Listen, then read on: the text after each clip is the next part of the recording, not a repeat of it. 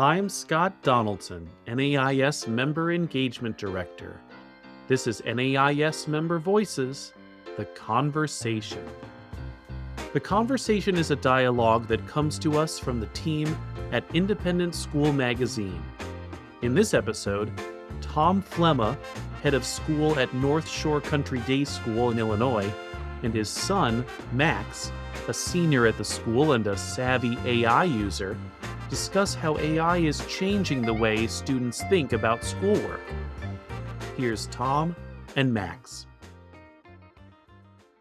Okay, so Max, you were just starting to tell me a little bit about the way that you think of AI in schooling. Tell me a little bit more about that. So, the first thing I think of, which I'm sure is the first thing you think of, is cheating. It makes the busy work of school easy. Can you give me an example of what you think of as busy work? Because a lot of teachers would just call that work. I think there's a time and a place for it, but when I've had to, I'll give you an example. For Gov this year, I had to find a bunch of resources on Robert Yates. And instead of going through like bookmarks on his Wikipedia page, I was just able to ask ChatGPT. I explained what I was trying to do with the resources. And I was like, ChatGPT, can you please give me a few resources that would be different enough in what they're saying, but still applicable? And because ChatGPT is able to like read a document in milliseconds, it was able to provide me with like 8 different, not only secondhand sources, but firsthand sources. So I ended up reading like Brutus 1, and then I found Robert Yates' personal notes from the Constitutional Convention that he sent to the governor of New York.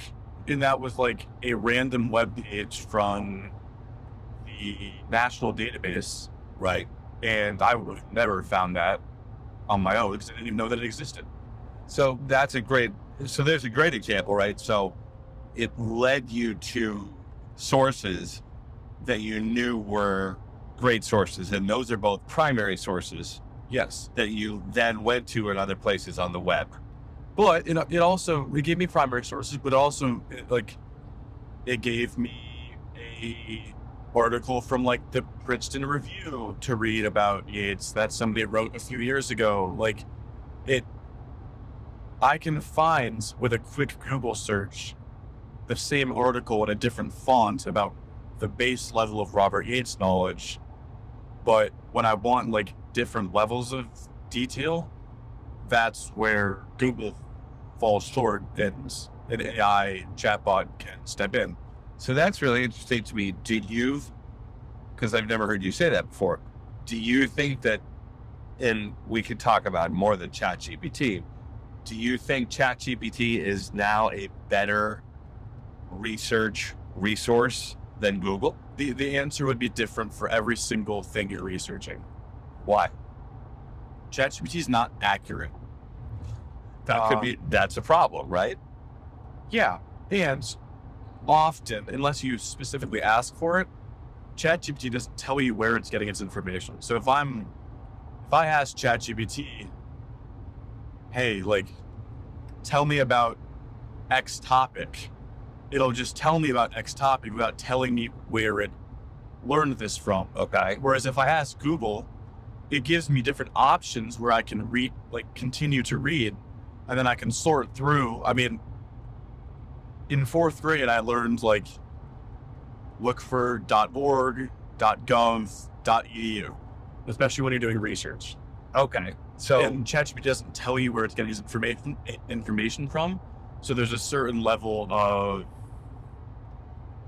I don't trust it. So that's a good thing because you've been at North Shore Country Day. You've been taught some research skills and you've been taught to be discerning. Yeah, question. To question sources. Do you get the sense that other students in other places, or even other students maybe that you have in your classes, do they know that ChatGPT is not a really great source? I haven't really talked to many of my classmates because ChatGPT still is kind of like an unspoken thing where like you know people are using it, but you don't necessarily want to talk about it. And I mean, I can think of a few friends where that's not true, but I have talked to some of my baseball teammates. I have a teammate uses ChatGPT, I think probably in the way the teachers fear, where it's for a lot of his assignments, it's for like a lot of his research, and then it's for like generating what are supposed to be his thoughts. Where that's Right. where ChatGPT to this day still falls very short because it's rudimentary and its quote unquote original thoughts are just thoughts from a paper read about whatever you're asking about. Okay. But I think you have to like, the second you're trying to get a certain level of detail, I think you have to immediately start questioning ChatGPT. No, I'm saying ChatGPT, but there are other AIs. I mean, Yeah, I want to talk about that too. Gemini, Claude, I can talk about that because I've used different ones for different things. Yeah. But I'll try and say AI instead of ChatGPT. Okay. So Which is really important, actually, and we'll get into that. But, you know, most people in the world, when they think about AI, are only thinking about ChatGPT. And I think a lot of teachers are only thinking about ChatGPT. And one of the things that I'm excited to learn about from you is what these other resources are, so I can learn more about them from you. I'd love to get into that. Just to finish up the last thought I had. Yeah. When you are beginning a search, I would say, maybe not the first thing you do, but once you know what you want to look up, I think an AI chatbot could, if used correctly, emphasis on used correctly, be a really good resource if you use it in the way that I did. Or for another example, in the simulated stock game that I love, Yeah. I have at times been able to not search up like statistics, but if I'm looking to either buy or short a company, I'll ask ChatGPT like, hey, what's going on with this company? Like, what are the last few news headlines? And it'll be able to give that to me in an instant. And then instead of having to read through a quarterly filings report, ChatGPT can summarize that. Take it with a grain of salt because once again, it can make errors. But when I've told you about the strategy I've used where I look at the highest gainers. Yeah. What I've used AI for is I look up a stock or a company, I guess, and then like daily news. And if I see like, oh, this company just made a huge deal to buy this other company, maybe it wouldn't be smart to short it because there's actually like a reason for the rapid growth. Whereas if it's just like a recent IPO that people are hot on and that buzz might cool off in a few days, then that's something else. So ChatGPT can immediately tell you results like that. Okay. But once again, base level. Got it. Before we talk about some of the other applications that you've used, you said something earlier that I thought was interesting. You said, you know, there are people who are using ChatGPT or using the AI the way that teachers fear. What, from your point of view, besides like the one word of cheating, what is your sense of why teachers might be afraid of your word, ChatGPT or AI? I think, and I will say, when I have used ChatGPT to like help me think of things, whether it's like hooks for a paragraph, or like ideas about a chapter of a book that I didn't understand, it's really, really obvious the way that AIs think. And an immediate example of this is last year in our discussion about the book Their Eyes Were Watching God in my English class. Yeah.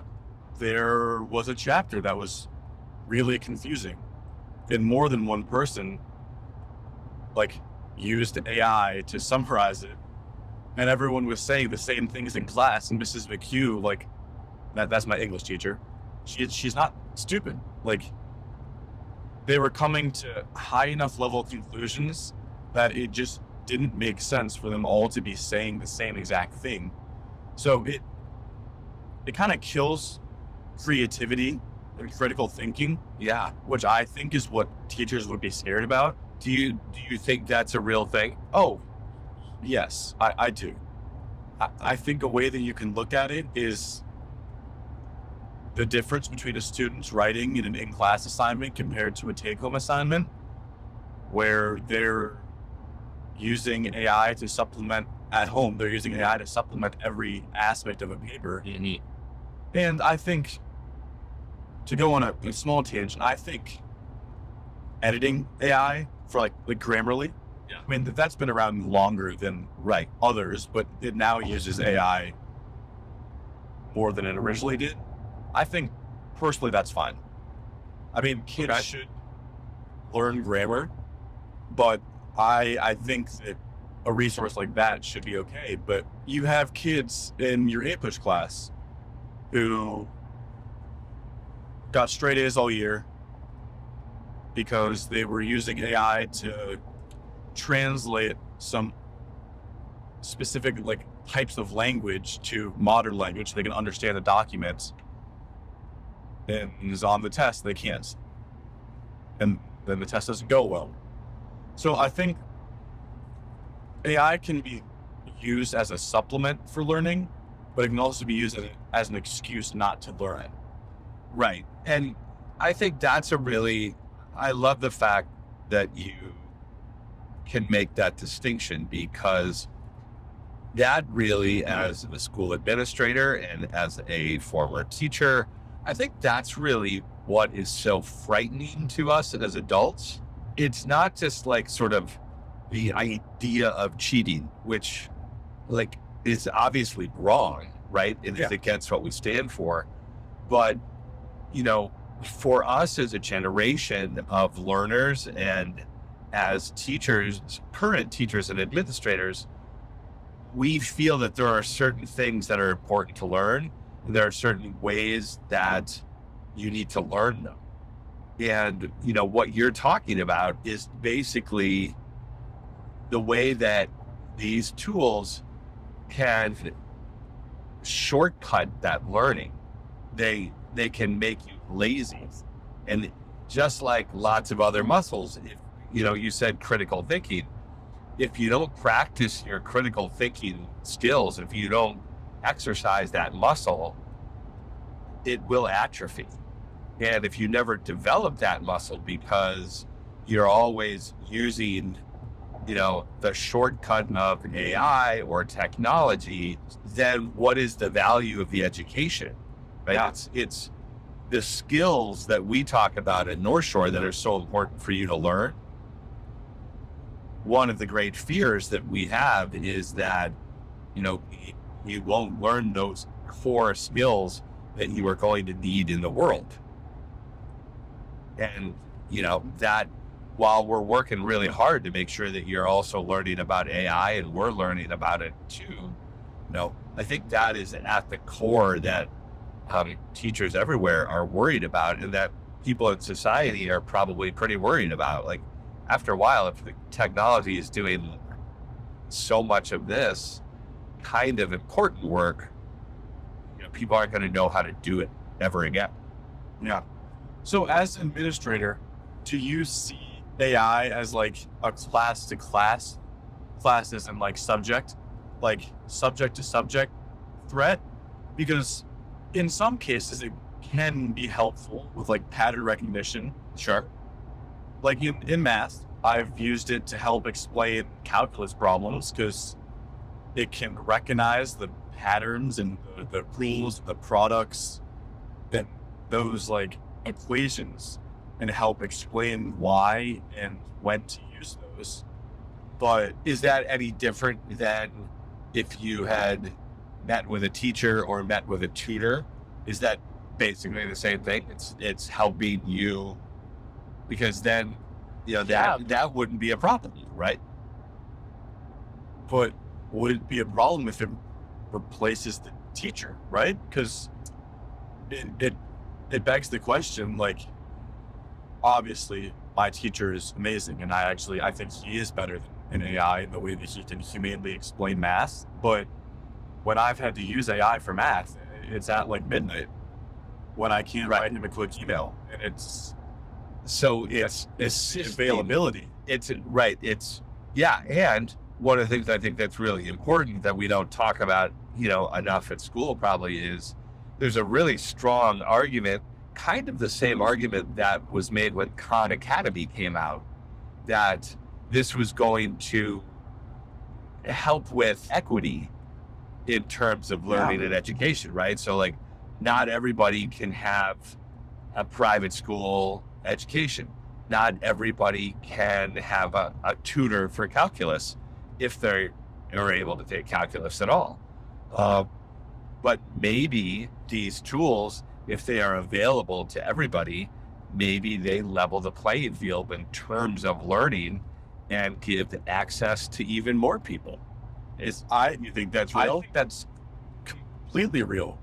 And I think while it's probably decades out, it's going to threaten private schools the most, I think, because private schools they're attractive because they have the best teachers. But if you can learn on your computer, what other than name like brand value, what is the incentive of spending X amount of dollars extra to send your kid to a private school if everyone's learning the same way at their home?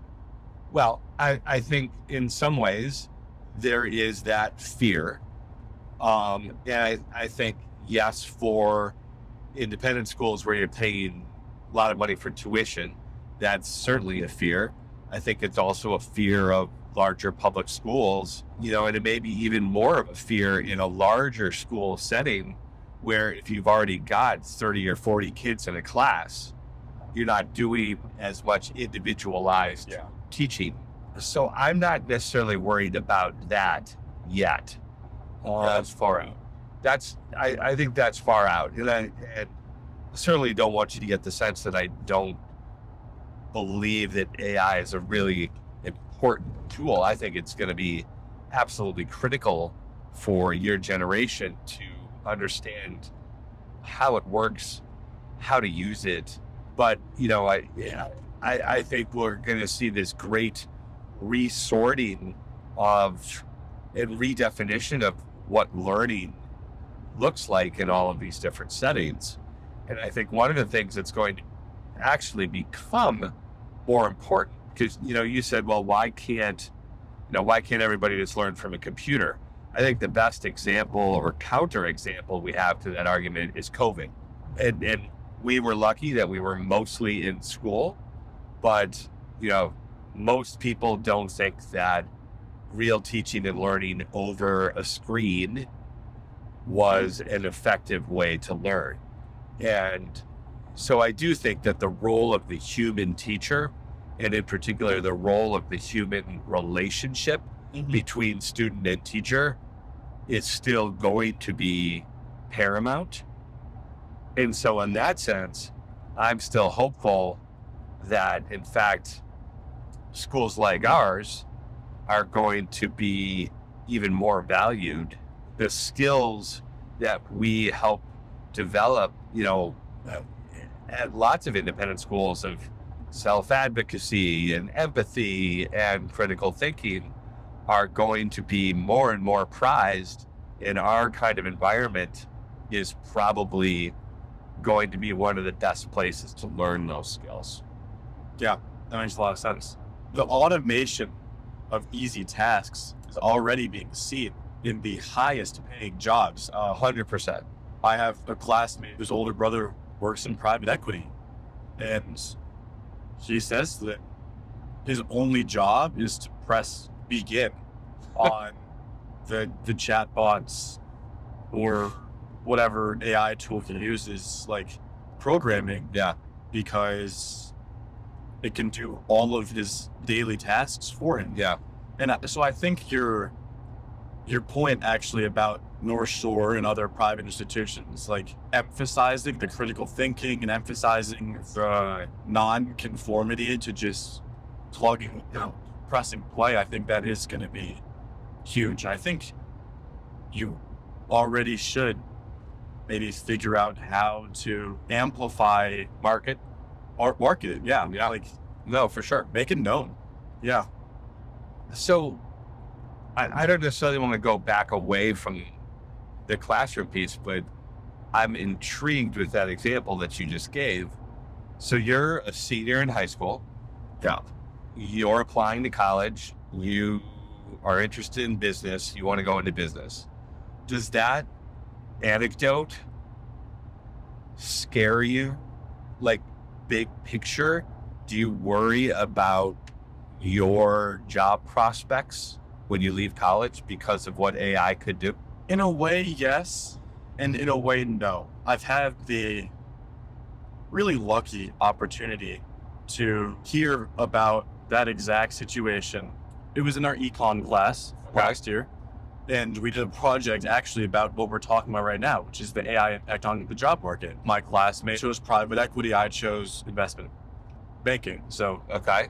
pretty similar. And in hers, she talks to her dad who works in private equity. And he said that enough of his job is past, and not just his job. I mean, he's high ranking, but Right. enough of the incoming job is meeting in person and thinking about the human side of projecting a company. I mean, this is actually an example that I brought up in my calculus class when we were talking for some reason about AI in the job market. But I asked, could any AI have predicted 6 months ago that Labubus would become a global phenomenon? And the answer is undoubtedly no. But at the current stage, AI is not able to really understand like the human mind and its ability to hyperfixate on, frankly, random things and Trends trends. Yeah. Yeah. or fads, even. Fads. Yes, exactly.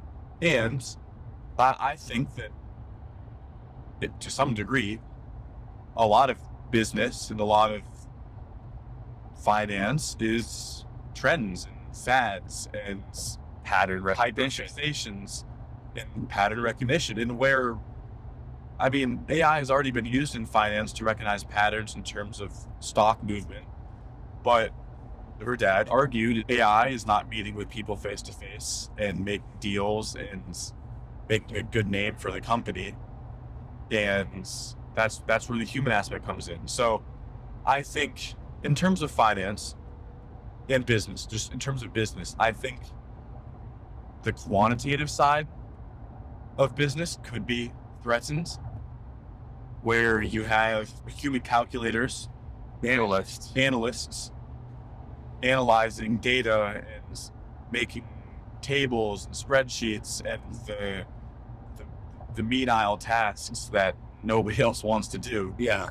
That could be threatened, but never eliminated, Sure. because someone has to, at least right now, someone has to tell the AI to do something. Yeah.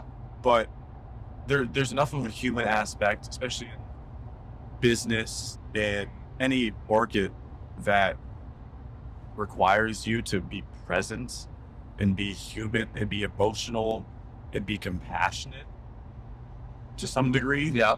there's limitations still. Sure. I'm curious, and not for the sake of arguing with you, but like for the sake of, I'm worried about you and your sister and sort of what the job market is going to look like for you. Yeah. And, when I hear the way that you're talking about that, I think about like, okay, that's great for the guy that you talk to who is probably a partner in a private equity firm. One of the things that I think sometimes we know as adults that is harder to grasp is how important, at least traditionally, those entry level jobs have been. And, whether it's an analyst in business or a teaching assistant in college, or an intern or all of those things, we're already seeing, not from AI, but just from things like remote work.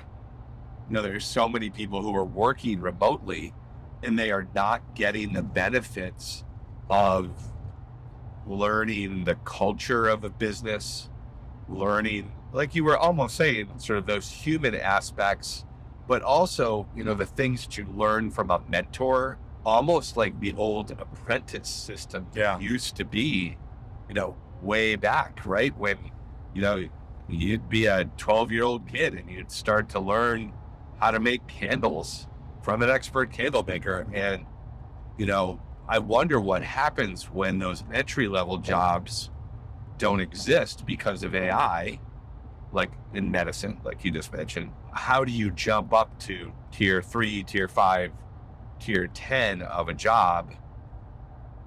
Maybe they'll be able to use AI to train you in ways that tries to replicate some of those human tasks or relationships, but I'm not sure it can. I think it's a bit hard to predict. Sure. I mean, it's completely possible that by the time that I'm out of college, those entry-level jobs will just be automated. But my generation doesn't completely trust AI. Really? Plus 10 years, that trust divides by 10. Plus another 10 years, it's an exponential lack of trust. So I think the full replacement of those entry-level jobs that are doing the data analytics, it won't happen immediately until there's concrete proof that the AI is always correct. Because think about what would happen if Goldman Sachs was managing a fund and they were using AI to work with some values and the AI was wrong. They'd lose billions of dollars, potentially. And I don't want to say boomers, but the older generation, the people with the most money right now don't trust AI. Right. So I think it's almost a competitive advantage for a firm to say, we don't use AI for the basic tasks that ensure the protection of your money. Some people would like to hear that, I think. And I think I don't doubt that.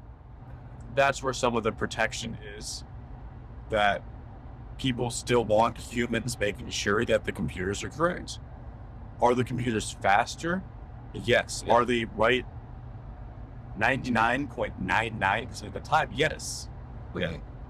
But think about that 0.001. Yeah, there's risk in it. And just the liability for a company. I mean, if one mistake happens, not only are you losing money on that person, everyone else will pull out. Yeah. I mean, in theory. Right.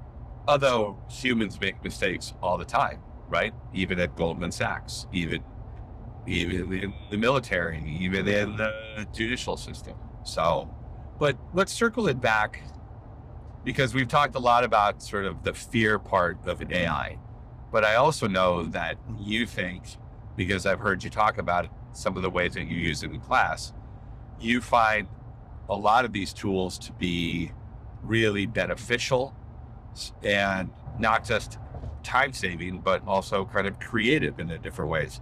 Can you talk about some of the tools that you use and how you've used them in school?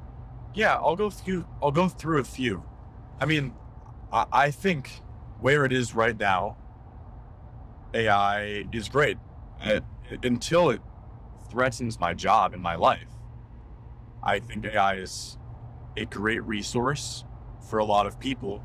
And I think we just need to emphasize making sure people know how to use it, especially as an administrator. So You mean administrators and teachers need to know how to use it, or we need to make sure students know how to use it? Okay. The ways that I use AI, I've not learned from teachers or administrators. I've learned from my fellow classmates who use AI more than I do. Give me some examples. Obviously, there's ChatGPT where you can do the resource portion, like I was saying. But one of the limitations of ChatGPT and of a lot of AIs is something called a chat size. So ChatGPT, the last time I checked, had a chat size of around 20,000 words. 20,000 characters, excuse me. Okay. 20,000 characters. That sounds like a ton, but it adds up. Yeah. Okay. And if you're trying to make notes on your biology textbook, which I have done, you're not able to read 290 pages of a bio textbook, but if your chat size is big enough, you can plug in a PDF of your textbook, Okay. and it'll form notes for you. And so where ChatGPT fails with the small chat size, another AI called Claude AI, Yeah. CLAUDE, has a huge chat size. I think they're constantly changing because it's a competitive advantage. Right. I think last time I checked, Claude had 120,000 characters of chat size. Okay. And with Claude, you can paste in massive texts, plug in massive PDFs, and it still understands them and comprehends them. I personally think that Claude's responses are not as in depth as ChatGPT. It simply doesn't sound as smart. It doesn't give you as great detail a lot of the time. So what does it do? If you drop in a PDF of a bio chapter, what happens next? In my experience, I mean, you obviously have to tell it what to do. If you just plug in a bio textbook and press enter, it'll be like, cool, what next? So what have you told Claude to do? I've told it to make notes. You can plug in multiple resources, not to the level of another one that I will get to, but if it's under the chat size, Yeah. you can plug in multiple resources. So what I've done, which I speak highly of to everyone and everyone who will listen, anyone and everyone who will listen, is using it to help you study for a test. So I've never been a super strong science student, but last year I needed to get good grades. I was a junior in high school and something had to change. So I plugged in for my second bio test. My first bio test, I studied the way that I had in the past, which was just watching videos on the subject, doing practice problems that I found online, and I got an 82, I believe. Okay. Which is not a bad grade, but And it was your That's- first test of the class. yeah, but that's a B minus. I mean, that's a 2.3 GPA, roughly, and that's not great, and I wasn't happy with that. So what I decided to do for the second one was my teacher gave us a study guide of topics that were going to be on the tests, Okay. and I searched up like example bio problem for the level of course that I was taking, and I gave the chapter from the textbook the study guide and the example bio problem from what I found online. And I said, hey, Claude, please make a 100 question multiple choice exam based off of the information from the textbook and the information from the study guide, and format it in the same format of this question, which was the same question that we had seen, like same formatted question we had seen on the first test. Okay. And I used that to study. I became super familiar with how the questions were going to look, how they were often made to kind of trip you up. And when I was done with the first 100, I just made another. I just made a different set of 100 problems. That's super huge. And I'm sure you're wondering, did it work? And the answer is yes. I got a 93 on that test, which is a 10% increase. I think anyone in their right mind will take a 10% increase in a 2-week increment. I didn't pay more attention during class. I didn't take better notes during class. I just studied differently with different aids. So you had a study aid that gave you more practice, was easily accessible. Yeah, it took me 15 minutes. It drilled you on the concepts. Yes, and I think it gets to the personalization aspect, which I talked about a little bit earlier, Okay. that AI can really help you with. That is how I find myself studying best. I have friends who are fine just watching videos and take notes, and they will be good and they will get A's. But that's not me. And I think the first step is understanding how you need to learn. Yeah. And then the second step is doing it. And before, if I wanted to do that, I would have to think of questions, then think of 4 different answers, and then do it 100 more times. Right. Not only is that not productive with my time, but by the time that I thought of 100 different questions and knew the answers to them, I might as well have just studied for the test. Instead, I was able to give exactly what we learned in the exact unit, give what was on the test, and in less than 15 minutes, I had a study guide. Here's the big question.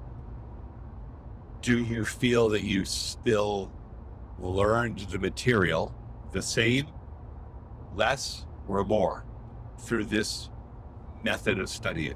I think more. Okay. I mean, it probably varies person to person again, Right. which I think is one of the limitations of AI. And to take a step back, one of the limitations of school, just in general, like there are kids who don't learn by sitting in a class listening to a teacher lecture. And there are kids who can. And there are kids who will get straight A's their entire life just listening in class. And doing the reading. And doing the reading and Yeah. doing just what they're given without needing supplements. And I think there are kids who need more help. And once they figure out how they can get that help, I think that opens a million doors for them. Sorry, you asked, do I think I learned it actually? I think I did, because Sounds like it. not only did I get a good test result, which unfortunately at sometimes is really all I care about, and I think a lot of other students will say that. So much of school and so much of college is getting good test grades, but I take AP Bio now. And in AP Bio, a lot of it is review. And Because it's a great example because it's a class with a huge volume of material. yeah, So one of the things that I'm hearing you say is that AI tools like Claude can be a really good way to sift through a whole lot of material down to sort of the key elements and then allow you to practice those. Yeah. It can do some of the not unimportant, The but grunt work. yeah, like it can get rid of some of the fluffiness of texts to really get down to what you need to know and understand. And that kind of leads me to the next one that I love, which is called Notebook LM, Right. and made by Google, a known company. Notebook LM, it gives you different responses than your generic AI because its responses are completely based off of the information you give it. It doesn't really look for outside info. It's like a closed container. Yes, exactly. An example of that was for my project on Robert Yates, I had to write He was a member of the Constitutional Convention and he was an anti-federalist. yes, right? exactly. Yeah. In class, Navy government, we had a simulated constitutional convention, and I was Robert Yates, and I had to give a statement to the class about Robert Yates, my views on federalism. And I think I had 14 sources, primary and secondary, Yeah. and I had notes on all of them. So we're looking at almost 30 different documents. Okay. What I did was I put every single one of the 30 documents into Notebook LM. And back to the chat size thing, Notebook LM doesn't have a chat size. No, it doesn't have a chat cap A limit. because it's not forming new thoughts, which is what half of the chat size is. You don't want to overload the chat because then it starts hallucinating after a certain amount of chats. Okay. What it does instead is based off of the notes, the resources. What I had it do is I had it give me the top 10 like recurring, not only like ideas, but phrases. So it helped me really narrow down what I wanted to say because I had to take 30 multi-page documents and I had to turn that into a 2-page double-spaced speech. Yeah. And it helps me map out what I wanted to say. I had the AI Notebook LM give me like the structure that would be most like effective with the phrases. And I suppose you could argue that that is an attack on the critical thinking aspect. But what it didn't do, which ChatGPT would have, is it didn't write it for me. So pretty much it was like, based off of what you gave me, here are Some suggestions. here are the 5 main points that you have to include. And then here is a coherent structure, plan, map on how you could present that. And then I wrote it. And I ended up changing the structure a bit based off of my personal preferences on how I wanted to deliver the speech. Okay. But it was able to narrow down easily over 100 pages of notes and writing that I took over 2 weeks of research on. Right. That it was able to map it out for me in a way that fit the prompts. And Notebook LM has its limitations. It doesn't do critical thinking well. It does what you tell it, Yeah. where It's like having a research assistant. yeah, Almost. it is. It really is. Or like an intern, almost. Yeah. I mean, it sounds incredibly useful. It sounds like it's incredibly efficient and powerful and helpful and effective and all of those great things. And I think one of the things, you kind of touched on it, but I think I would say that I still have a worry, and I don't have the answer. And I think the point of the whole conversation is, right, we don't have the answers. This is all emerging Yeah. and changing by the day. I don't know whether or not the process of you doing the X number of hours of working and thinking and organizing and note taking and, outlining, is that an essential part of the learning process, or is just the outcome of the speech that you gave the most essential part? I know you did the research. I know you read all the documents, but you did lose out on sort of the hard work of having to find those patterns and sift and organize. And that is something that for somebody of my generation is a really important part of the learning. Yeah. So I agree. I think, and as my principal, you probably don't want to hear this. I think the biggest reason that AI is used is because kids have a ton of work to do. I mean, if I had the time, I fully believe deep down in my heart that I could have gone to the same conclusion that AI got to in 5 minutes. The issue is I'm taking 4 AP classes. I'm taking Chinese. I'm taking an English class. Yeah. Frankly, I didn't have time. I mean, I play a varsity sport all 3 seasons. Like, I think, and obviously it's biased because I did it, I think that after a certain amount of work that is put in, it is still a good learning experience. And I think that's one of the biggest aids of Notebook LM, because it only gives back as much as you can give to it. Yeah. Whereas, ChatGPT, I could have been like, find me resources on Robert Yates, then map me out a speech, then write the speech for me. Yeah. And then you might as well make a voiceover for it so I can play it in class. I mean, it takes out every aspect of it, but I still had to do hours and hours of research and note taking, which does aid the learning experience.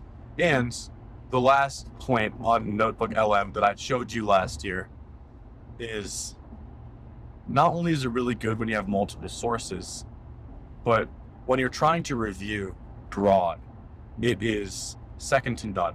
During my finals week, I took APUSH last year. Right. And one of the things that I did that I think I showed you, I don't know if you have any memory of this, is I gave Notebook LM a PDF of my entire APUSH textbook, and it made me a podcast. Do you have any memory of this? Yeah. No, I absolutely remember this. I talked about it in our faculty meetings, actually. Yeah. Because you showed me that example. It was about 45 minutes of completely AI generated voices. And one person in the podcast was presented as the expert on the subject, and the second was the person questioning. And that sort of interplay, that style was so beneficial to me. It asked some questions that I was having myself that it had auto-generated because they knew what was confusing. The AI knew where kids or students, not just kids, where students or anybody would get confused on where the subjects became more advanced. Yeah. And it went in depth in places where it needed it, and it didn't in places where it was more rudimentary. And then I did the same thing for my pre-calc class and for my bio class. in the later round of finals because I felt like it really helped me on Gov. And while I don't know if this will go in the final video, I got a 5. So I think it did help a decent amount. And I plan to do the same exact thing for the 4 other APs that I'm taking this year. Because it really does help. And it's generating based off of what you give it. So I wouldn't say it's hallucination proof, but it's not going to lie to you if it can only get the information from what you tell you. Yeah. So like so many different things, it's only as good as the information that it has to work with, right? Exactly. So garbage in, garbage out, but at least if Diamond did not cut diamond out. What's that? If you put a diamond in, you can get a cut diamond out. Yeah. Yeah. That's a great way to say that. So I love learning about the way that kids are using these tools, the way that you think about these tools. Certainly I've found, and I'm hearing massive potential, particularly in things having to do with learning styles, reviewing, distilling information, which is super, super valuable.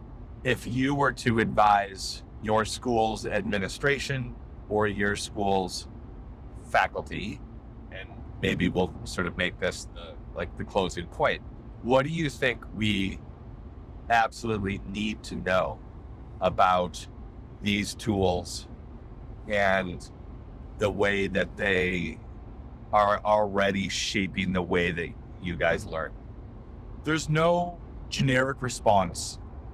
I mean, I would disagree with what you said as you guys, because everyone uses AI differently and everyone uses it in different levels of appropriateness. Yeah. And I think that's the biggest, and I think this is what your school should understand. I think the biggest threat and the biggest ally of AI is that in a lot of cases, it's what you make of it. And I think step 1 is teaching kids how to use it. Well, we have done that, especially this year with guidelines, but basically what I'm hearing you say is that, and I do think this has been our approach, there are some schools that have basically said you may not use AI, which I think will kill them. Yeah, I agree. Since December of 2022, we have taken the opposite approach, which is this is incredibly powerful. It's going to change learning. We all need to figure out how we're going to coexist and leverage this technology. So at least it sounds like that part is good. It sounds like you are saying more engagement and teaching about the power and the limitations of these tools. Yes. And I just remembered what I think will be the strongest example of how a school can really use AI to teach in the classroom setting. Yeah. So last year I took microeconomics. Yep. And one of our projects was studying human behavior in a sense, not quite to the macro level, but Behavioral economics. Yeah. And we were given a prompt, and the project was not what will humans do based off of the prompt. The project was actually respond to the AI response to the prompts. So my teacher, Mr. Greer, he gave us the prompt, and then he had ChatGPT answer the prompts. Okay. And then our job was to think as humans. Where did ChatGPT hit the nail on the head? Where did it miss, but nick the nail? And then where did it miss completely? And it was a long prompt, there was a long answer. So it was there were all three examples, but it showed us how to use AI. It showed us the limitations of AI, and it taught us the critical thinking where Right. we were given a response and we weren't just told to make a new response. Make a new response to the prompt. The project was more about the uses of AI, I suppose, than it was really about the behavioral economics. Yeah. And it was The lesson was about the AI more than anything else. Yes. Yeah. Well, the beauty of that example, and maybe that's a great place to end, is what I hear from that is you're using a new tool, you're experimenting with it to find its benefits and its limitations. And you had a really wonderful human teacher who designed that exercise to develop critical thinking skills in the best sense of the word while teaching you about this new technology. Everything you said was true. And in the process, I learned a lot about behavioral economics. So I think that example, and obviously that can't be used for everything, but I think that example on how to use AI as an administrator and as a student is the best example that I've experienced in my learning career. Well, the good news is we're going to both learn about this together. And the bad news is we're both going to learn about it together. But yeah, you're going to deal about it and you deal with it in college. And I'll keep dealing with it In high school. here at North Shore Country Day. Yeah, I'll be gone soon, but I'll write you my reports about it in college. Thanks for the time. Thank you. Thanks for listening to this episode of NAIS Member Voices, The Conversation.